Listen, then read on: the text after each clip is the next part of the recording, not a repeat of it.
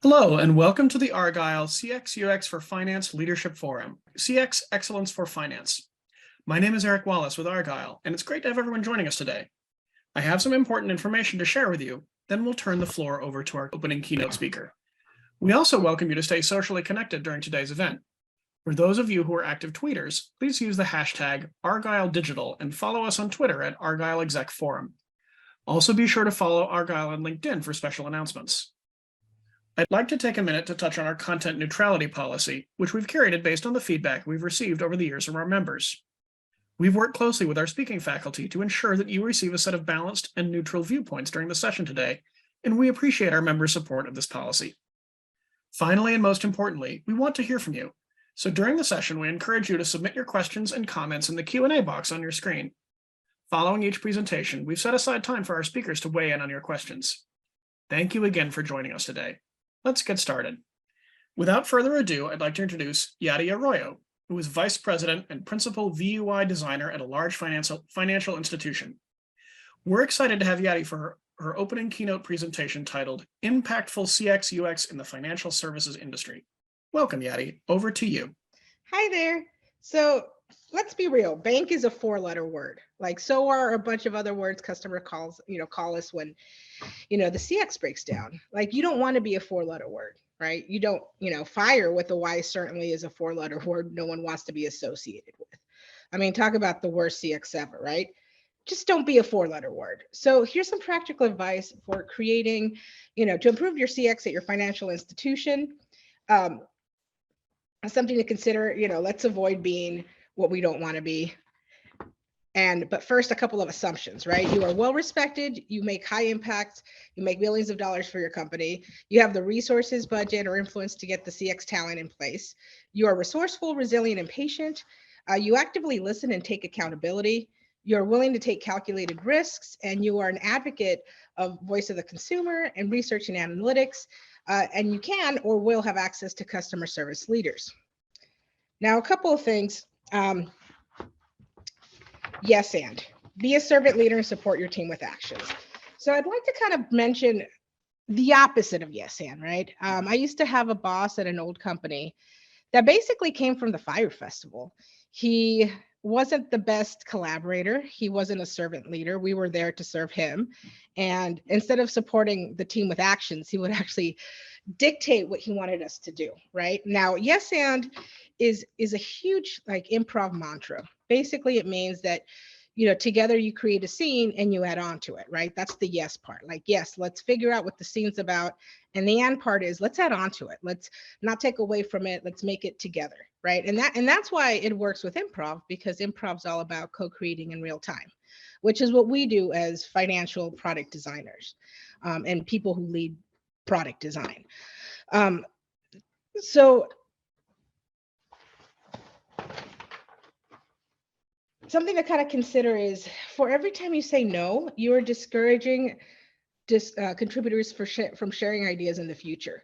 Sure, you won't be able to incorporate every idea, but the point is to acknowledge someone's ideas so that they feel their ideas are at least listened to and considered. That's what Yes And's all about. It's about encouraging ideas and letting people kind of share what they know. Try it out for yourself. Just start saying yes and. Collaborate and listen. Talk to those who talk to customers or listen to the numbers or hire the right people who can contextualize CX pain points. It's really hard to design a product when you don't know who you're designing for. I knew this no but guy, and this is my ex-boss who worked at the Fire Festival. I'm pretty sure you wouldn't be surprised to hear that he was, part of the festival and that he was pretty much arrogant and the opposite of a servant leader. He was not well liked through all the layers of the organization. I mean, I'm talking from like high up his peers to like low down level people who service the customer. He was, a boss at a previous employer, and working with him was definitely a four-letter word. Now, something to consider, we versus me, right? What I want to kind of mention is if you want to create really good CX experiences, you really have to think about the we. You can't really focus on your agendas or what you think is right. I mean, really what we're trying to do is create a product and create, features that, solve a problem. right? So this Firefest dude never listened to anyone beneath him, right? He looked out for only himself, not his team, not the product, not the company, just him, right? And having firsthand experience with someone like that, you know, it's kind of frustrating working with someone like that because you can't really create products. This guy was like, how can I look good in front of the head of digital or the CEO? He'd walk around the office and proclaim that it was his kingdom and that, we were the peons to bow down to him. I'm not even kidding. I was in uptown Charlotte and when he was walking around and just telling people like, hey, like, you're my peon, get to work, right? That's not how you lead a team.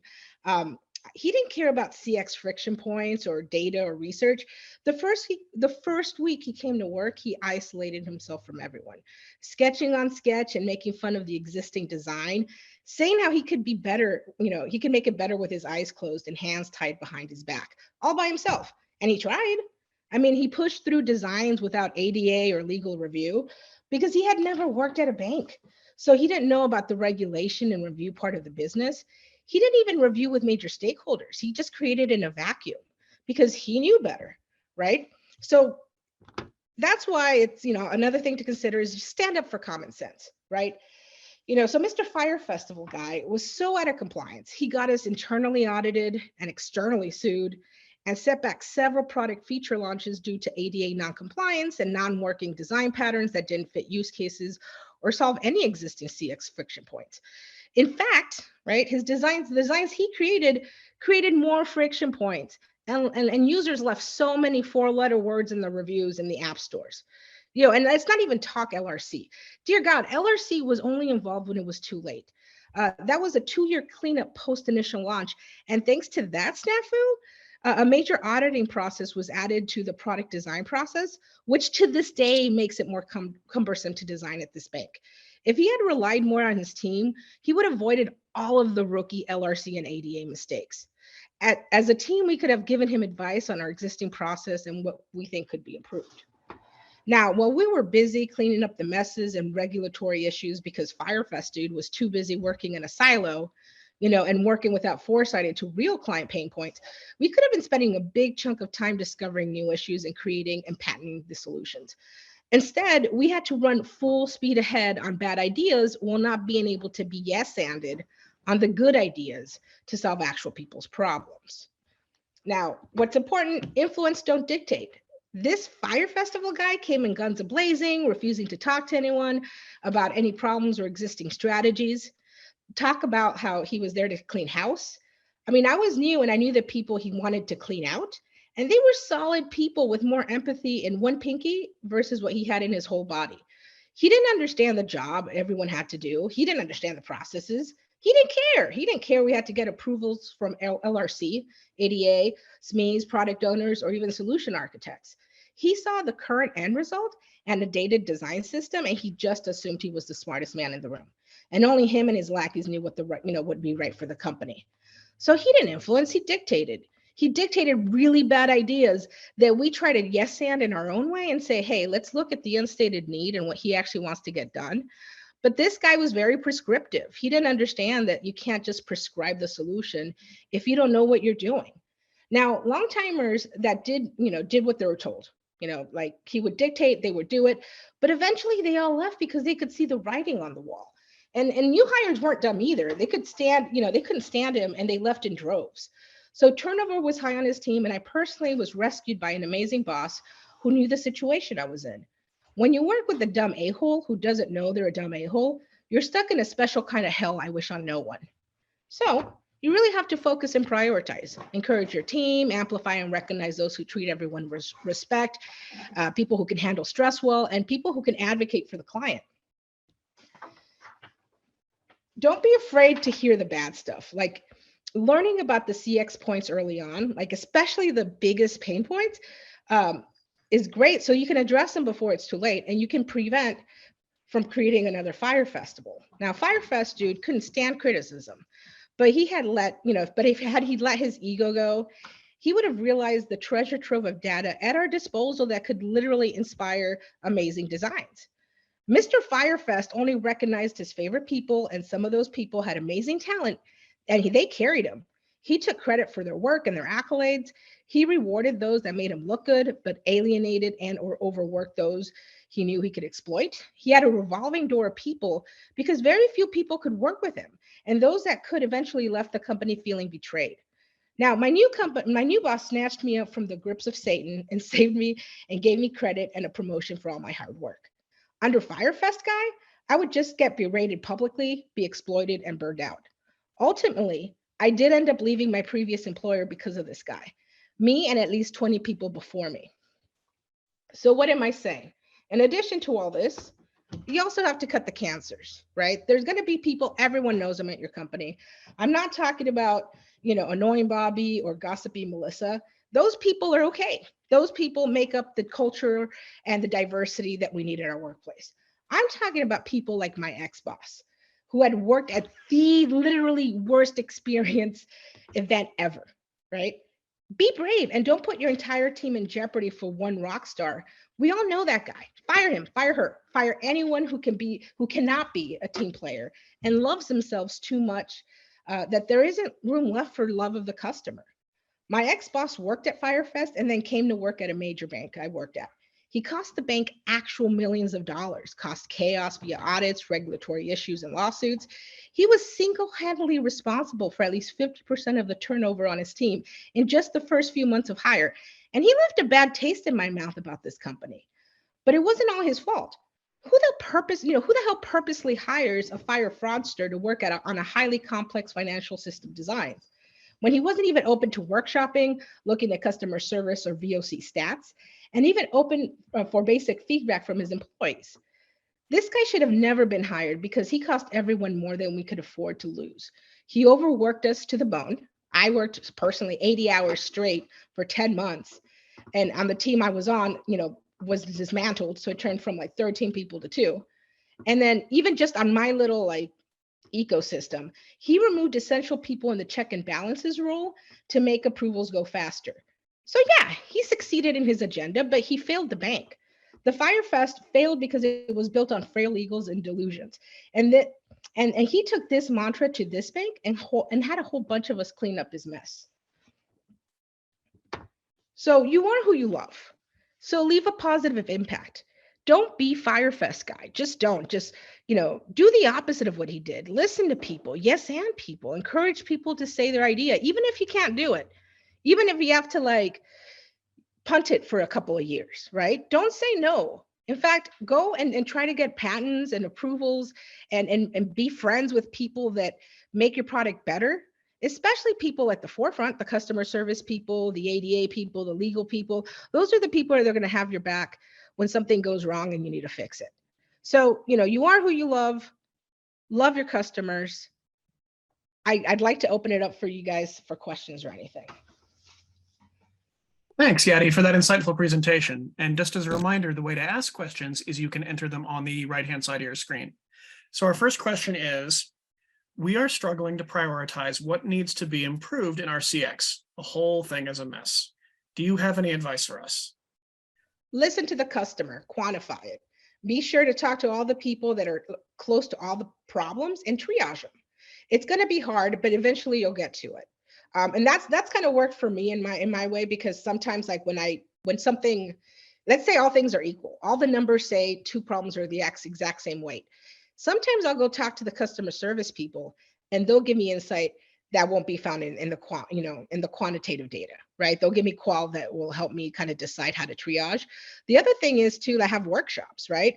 You may think, and it actually depends who you invite in the room, right? One way is to invite people that are different, people that maybe are closer to the problem, and see what they think. And then, that'll give you perspective on what problems to solve first, because triaging is so important when it comes to solving issues, but not having enough resources. Great, thank you. The next question is, what's the biggest mistake you've seen financial services companies make in trying to improve their CX, and how do they get past it? That is such a good question. I don't know the biggest mistake, but I will say a big mistake is to try to chew more than you can eat or digest, right? Like if you're trying to do too much and you're not deep enough when it comes to your capabilities, that's a big problem I've seen. It's like I'd rather have less capabilities but stronger than a lot, like a breadth of capabilities, but they're all kind of just surface level. You. Also lack of empathy. Like I would say, like a lot of banks lack empathy. Yeah, it's not a sector of the economy that's known for empathy.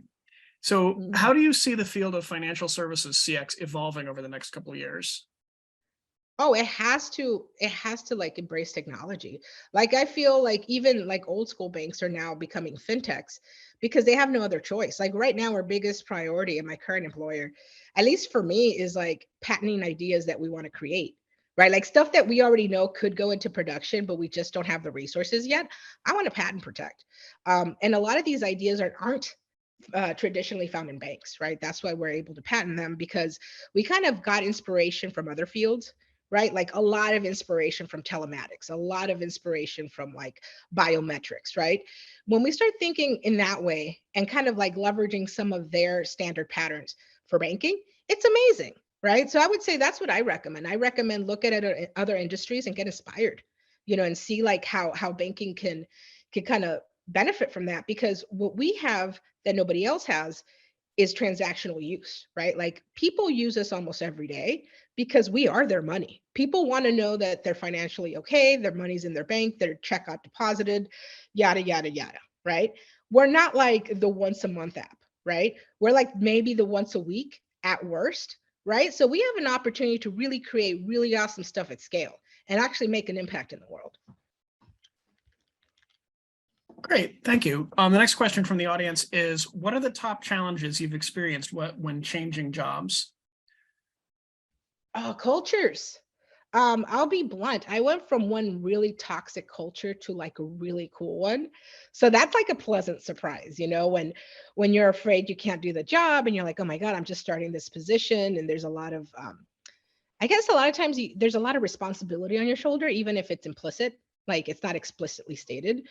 But I think that sometimes, you can be pleasantly surprised when you leave a company that no longer is a fit for you to a company that welcomes you, welcomes your ideas. I mean, just imagine I left a company that hired one of the Fire Festival guys literally right after the Fire Festival, right? So like they weren't really thinking, right, to say the least. So I couldn't it would have been really hard to find a worse company, to be honest, right? But even then, like I went from literally the worst to literally the best. I have a special needs baby. I'm a new mother. All this was happening while I was pregnant. So it's really cool to get hired while pregnant, to take my maternity leave like within the first 3 months of hire, and also to come back with open arms. Like my colleagues are my best friends, not to even be a joke, but like my boss did a great job of hiring for fit and hiring for goals. I think that's a big one. You have to hire for what you want to be and where you want to be at. So a lot of us, like I would say, didn't have the skill set, and she built it up. Like she leveled all of us up. So I hope that answered your question. Great, thank you. The next question is, I'm having a little difficulty understanding it. How do you show your leadership on your CX team? Oh, yeah, I get this one. It's a loaded one, right? But I show it by basically like finding role models and trying to remind myself to be like them every day, right? Like I'm fortunate enough that for the real first time in my work career, I'm very proud of our leadership, right? Like I trust my immediate boss, and her boss's boss, and now her boss's boss, right? It's a really good feeling. I mean, then again, I worked with a Fire Festival guy, so everybody looks nice by comparison, right? But it's really nice to kind of like see how they do. And I take from them, right? Like I literally just steal whatever I think I like best from them. Like my personal boss, like she's very flexible. She doesn't care how you do your work or where. Like we're a 100% distributed team. So we're nationwide. We're one of the few teams at the bank that are like that. And that's because she kind of set the expectation that flexibility is king. She's like, I'm going to ask a lot from you. This is not an easy job. It's a stressful job. We're going to have to do a lot of new things because we're in an innovative space. And, we don't have the resources to do what we want to do. So we're going to have to be smart about it. And that's how I kind of get my leadership, right? I look at my role models. I look at people that I do like. And also I look at the people that suck, right? Like this Fire Festival guy, Whenever I think I'm a crappy person, I compare myself to him and I chuckle. Right? I'm like, well, at least I'm not him, you know? But yeah, like I think leadership is really owning it, right? And it could be at any level. You can own a little piece of the pie or a big piece of the pie, but it's literally doing more than what you're asked for with pleasure. And being a servant leader, right? Like asking your team what you can do for them. Great, thank you. The next question is, do you have any advice on how to improve customer journey mapping? Oh my God, no. But hopefully we can come up with inspiration together, right? I think everybody does it differently. Like I'm a video like filmmaker. So to me, customer journey, I see it kind of like animatics or like storyboarding, where like I think of it like a film, right? And if I could do journeys whenever I can, I actually do them in film. What people forget is that customer journeys can be anything. They could be whiteboarded, right? Like some of the best customer journeys were whiteboarded by this really good illustrator that I worked with, right? At an insurance company. Like she was amazing. She would just get to the whiteboard and she'd draw like the characters and, she'd draw quotes and, together we would like determine next steps. And it was so cool. Like just like in real time, like do a journey for 5 minutes, right? But we had really cool people in the room. We had an illustrator and then we had a couple of storytellers. So together it was effortless, right? If you're having trouble with the customer journey, I would suggest like, try different ways of capturing it, try different ways of exploring how to explain that story. Maybe you're putting too much pressure on yourself. It's a matter of like getting into the framework and the frame of mind and talk to customer service. They might be able to give you verbatims that can inspire your design. And you could be like, oh my God, this is what really happened. Gross. Let me improve this, right? Pick use cases that suck, pick use cases that would embarrass you, and then solve for them. And then you'll see like, oh, this is easy because you get lost in the story. But it takes time. It takes time to like create that space where you feel safe enough to create. So I would start there. Just create a space where you can yes on each other and just, add on to the ideas of others. Great, thank you. The next question is, how do you identify and handle CX bottlenecks? Oh, that's a good one. It depends, right? If you're dealing with like bottlenecks at the very bottom, like actual development bottlenecks, that's where you kind of have to look at and say, okay, how can we surface these up faster? Because what they probably need is to escalate. And a lot of times, if they get stuck at the bottom and you don't hear about it up top until it's very late, is that they're afraid to talk. So one way is to like, keep tabs on the underground, but don't be overbearing about it. It should never be about like, I'm checking up on you because you suck. It should be like, I'm checking up on you because I'm your servant leader. Any blockers I can help you with, right? So the lower you are, right, the lower you can connect with the people actually creating, the faster you can actually solve their problems. If you're that person that can unblock them. I will tell you as a leader, right? The higher you are on the totem pole, the faster people want to do stuff for you. When you're way at the bottom, they don't care. Some people simply like, I've worked with people that just don't reply to my emails. They're like, whatever, you're nobody. Like, I don't have to reply, and it's frustrating, right? But then my boss emails them and all of a sudden I get all the answers, right? So that's one way, right? If your people need answers, if they need clarifications, if they need, maybe even like someone to just stand up for them from bullies, because let's be honest, like I've worked with really like horrible product people, people that couldn't handle stress and would like blame me for their problems. And I'm like, dude, I was on maternity leave. Like, do not blame me for this. But yeah, like you kind of have to see like what you can do as a leader to unblock people. That's number one. Number two, if it's not a you thing, you can do, you can work yourself ragged, right? If it's a level up thing, get your people leveled up, right? And it doesn't have to be a pain. You don't have to call them out. You don't have to make them feel less than. You can simply just give them the resources to learn and step up their game. Some people, I will tell you, will never step up their game. And you got to figure out if that's the type of person you want at your company, because they could be people that are very, very useful. They just don't like, they just want to have an easy life, check in, check out. Everybody knows that person, that they're solid, but you know what? You don't call them after 5. And I can respect boundaries, right? But I think the key thing here is, follow up with your team, see what you can do to unblock them. If there's nothing you can do, and it's a team thing. Level them up, get them education, get them the support. The third thing is, start creating a culture where people are not afraid of talking, right? The minute you kind of like get people afraid of telling you what's really going on is when you start getting blockers, because they're trying to solve it. They're not telling you about it. They think they can solve it themselves, when really maybe you can come along and solve it easier for them. Right. But part of that is trust. And if you don't have that trust yet, that's fine. I mean, it's really hard to get there. But yes, and really does help. Like physically and literally. Take an improv class. They will teach you exercises that you can use with your team as workshops that will break the ice and help build that trust. And through there, you can get like a list of all the blockers and what you can do to help. Great, thank you. The next question is, how can we increase the personalization of our customer experience without being creepy? That's funny. And yes, I'll start with principles, right? Like what we have to do, at least where I'm at right now, we started with a set of AI principles, because that's the reason we kind of like wanted to stay away from the creepy factor, because that's a fine line. It's a fine line between, I know everything about you and it could help you, and I know everything about you, be careful, right?